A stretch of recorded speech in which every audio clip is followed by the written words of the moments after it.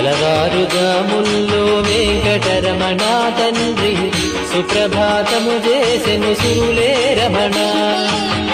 పంచామృతములతో వెంకటరమణ తండ్రి నిత్యాభిషేకములే నిత్యము రమణ. వజ్రమకుటంబుతోను వెంకటరమణ తండ్రి శంకు చక్రధారుడవే తిరుమల రమణ.